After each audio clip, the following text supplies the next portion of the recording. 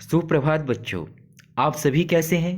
मुझे पूरा विश्वास है आप सभी घर में सुरक्षित और अच्छे होंगे और लॉकडाउन का पालन भी कर रहे होंगे।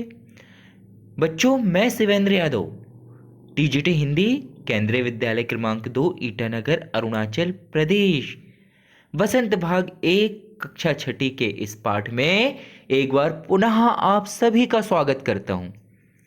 बच्चों, मैंने इससे पूर्व आपको बताया था ना कि हम संज्ञा के बारे में विस्तृत चर्चा करेंगे, संज्ञा विषय के ऊपर। तो जो आज का हमारा टॉपिक है वो क्या है? पढ़िए बच्चों, क्या लिखा है यहाँ? संज्ञा। क्या है? इंग्लिश में इसे क्या कहते हैं? नाउन। तो आज का हमारा टॉपिक है संज्ञा। संज्ञा को पढ़ने से पहले मैं आपको कुछ तस्वीरें, चित्र दिखाऊंगा और उनके नाम पूछूंगा। चलिए पहले देखते हैं ये क्या है। नाम बताइए। ये है आम। ये क्या है? केला। और ये, हाँ, मुंह में तो पानी आ गया होगा आप सभी के, पपीता। कीवी। अरुणाचल प्रदेश में यह फल बहुतायत मिलता है, बहुत मिलता है, सभी को पसंद है ना कीवी। इमली, खट्टी मीठी इमली। और ये क्या है? रसीले अंगूर। और ये फल क्या है? सेब। अच्छा, यानी हर फल का एक नाम है ना? जैसे इस फल का नाम सेब है, इस फल का नाम अंगूर है, इस फल का नाम इमली है। और इन्हें अगर आप बाजार में एक साथ देखोगे, जब आप बाजार जाओगे तो इन्हें क्या कहोगे? फल। इन्हें एक साथ क्या कहोगे? फल। इन सबको किस नाम से पुकारेंगे? फल। इसी तरह अब इन्हें देखते हैं। यहां ये अलग अलग नाम किसके हैं? यहां पर है मुर्गा, यहां पर है गौरैया जिसे स्पैरो भी कहा जाता है।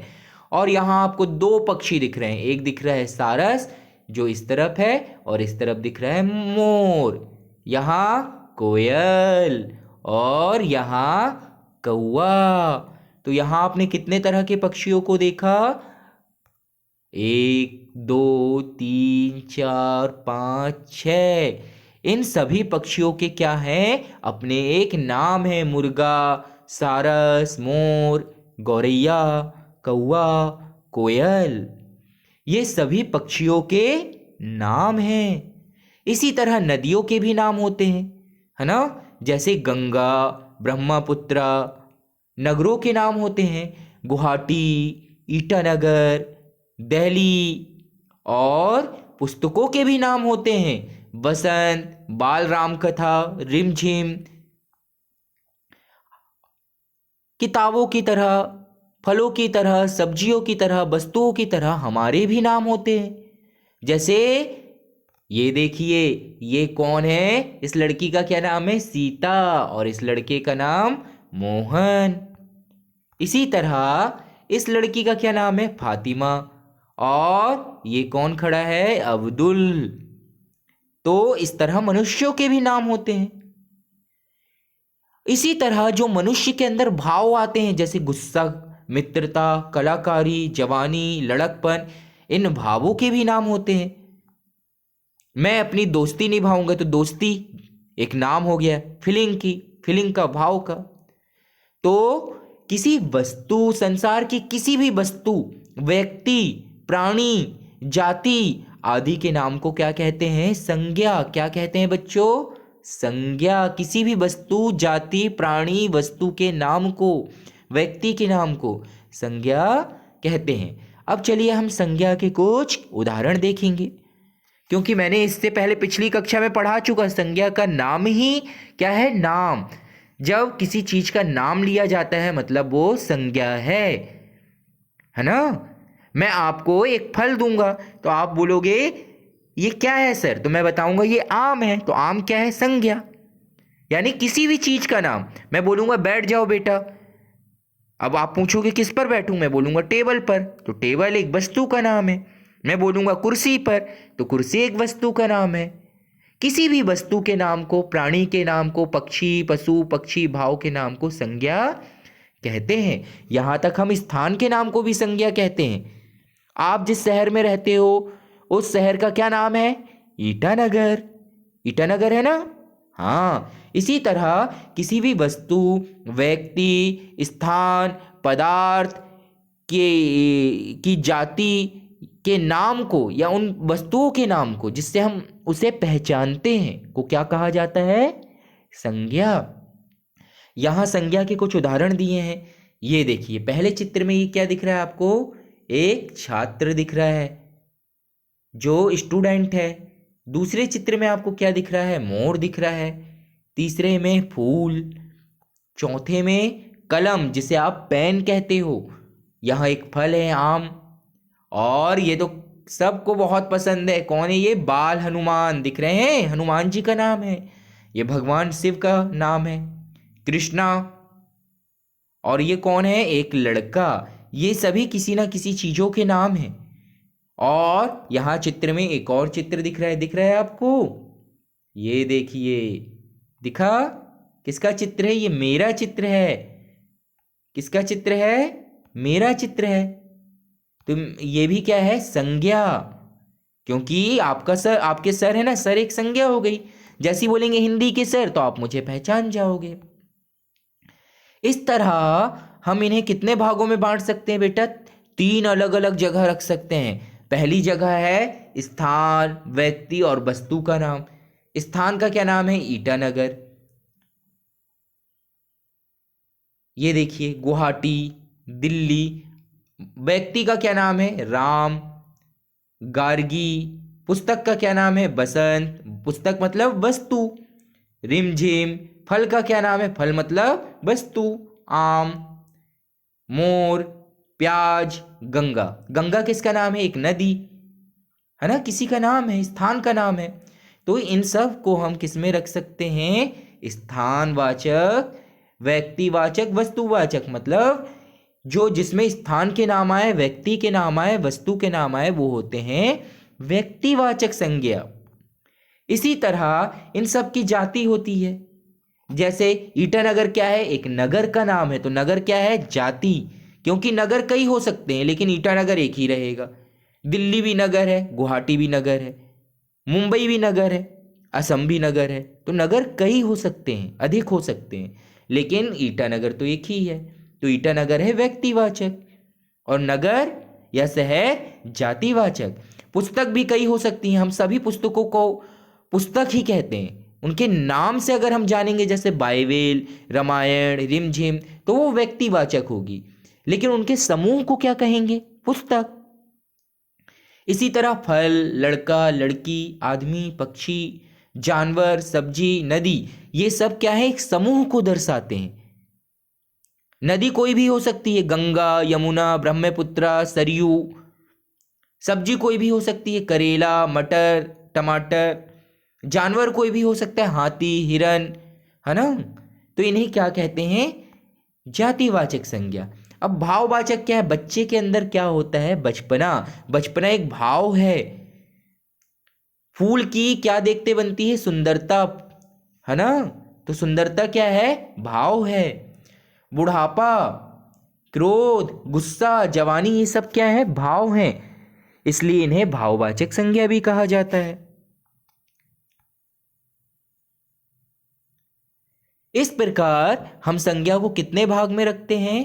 3 भाग में। व्यक्तिवाचक संज्ञा, जातिवाचक संज्ञा और भाववाचक संज्ञा। कितनी हुई? 3। अब देखते हैं व्यक्तिवाचक संज्ञा किसे कहते हैं।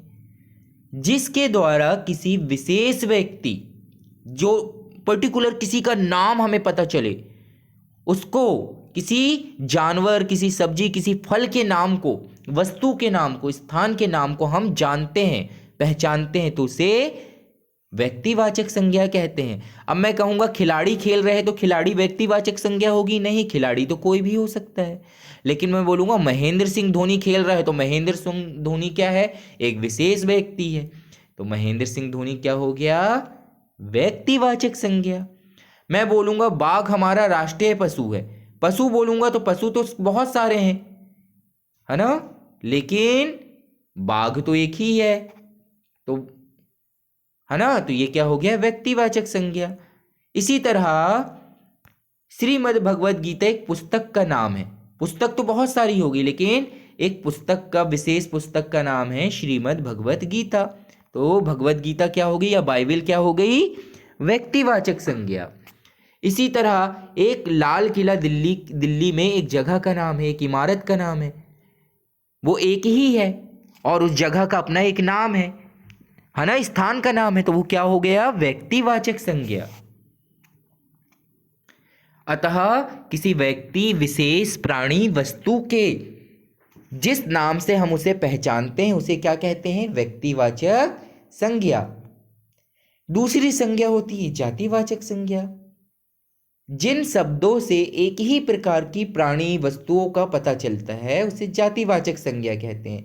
जैसे नगर, बच्चों नगर कोई भी हो सकता है, ईटानगर, दिल्ली, मुंबई, गुवाहाटी, है ना, तो इनको हम इनके नाम से पहचानते हैं, तो ये क्या है, नगर। तो नगर क्या हो गया, जातिवाचक संज्ञा। लेकिन अगर इस नगर का नाम दे दिया होता अरुणाचल प्रदेश, तो अरुणाचल प्रदेश क्या होता, व्यक्तिवाचक। इसी तरह ये कार है, कार तो बहुत सारी हो सकती हैं, अब कौन सी कार है, मारुति है, सुजुकी है, या कोई और है, नाम नहीं बता रहे यहाँ, तो ये क्या हो गई, जातिवाचक। इसी तरह पेड़,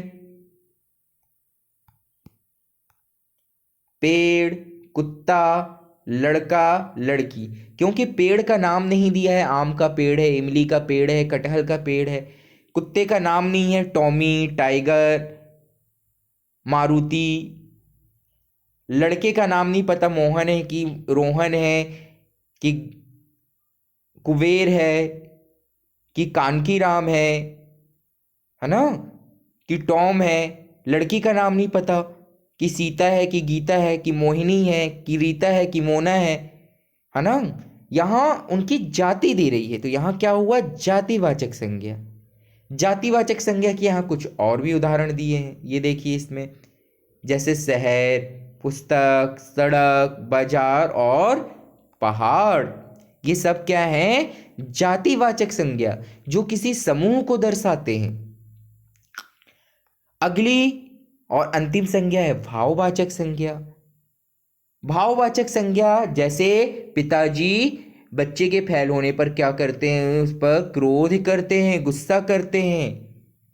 इन दोनों के बीच गहरी मित्रता है।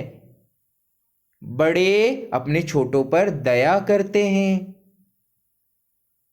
हमारे देश के सैनिक वीरता से भरे होते हैं, तो बचपन, रसीला, वीरता, दया आदि शब्द क्या हो गए, भाववाचक संज्ञा। क्या हो गए, भाववाचक संज्ञा। अब आपने बहुत अच्छे से समझ लिया व्यक्तिवाचक, जातिवाचक, भाववाचक।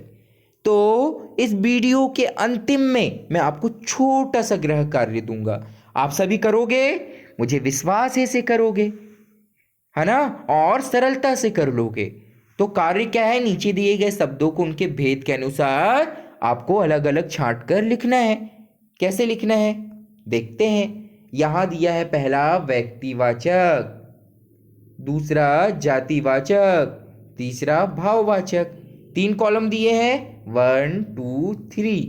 इन कॉलम में आपको क्या करना है, इस जगह से शब्दों को छांट कर लिखना है कि कौन सा शब्द व्यक्तिवाचक में आएगा, कौन सा जातिवाचक में और कौन सा भाववाचक में।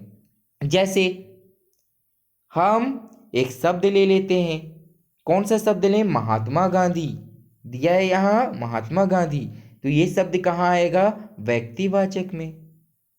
ठीक है। इसी तरह यदि हम घृणा ले लें,